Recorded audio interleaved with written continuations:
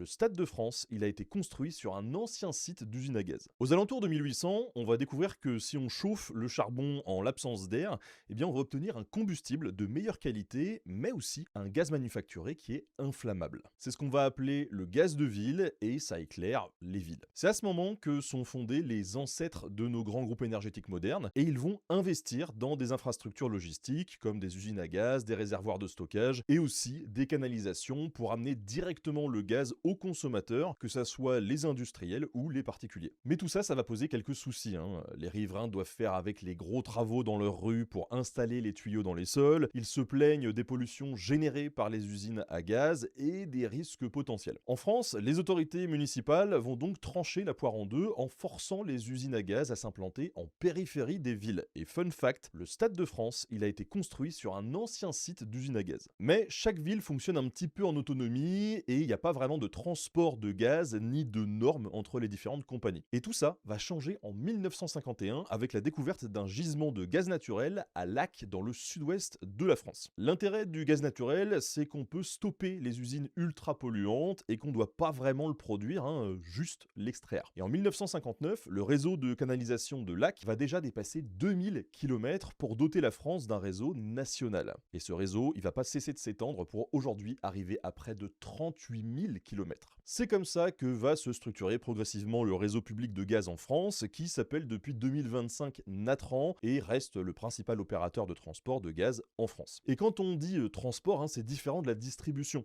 parce que la distribution, c'est les petits tuyaux à basse pression qui viennent jusqu'à chez vous, et le transport, c'est les gros tuyaux à haute pression qui, eux, se chargent d'alimenter les industries et les distributeurs de petits tuyaux. Aujourd'hui, on va retrouver en partie cette logique de production locale qu'on avait avant, mais pour de nouvelles raisons économiques, environnementales et géopolitiques. Après avoir développé des routes nationales et internationales de transport du gaz, on va se mobiliser pour produire du gaz à partir des déchets agricoles et organiques. Ça, c'est ce qu'on appelle le biométhane, et ça représente déjà la production de 2 réacteurs nucléaires en France, un gaz qui peut être directement injecté dans les mêmes gros tuyaux qui servent actuellement à Natran pour transporter le gaz naturel. Bon, après, pour d'autres gaz, hein, comme l'hydrogène, ça sera pas aussi facile puisque ça demande de nouvelles infrastructures et des adaptations conséquentes, et c'est tout l'enjeu actuel pour les prochaines années, hein, adapter ou construire de nouveaux réseaux pour accompagner l'essor de l'hydrogène.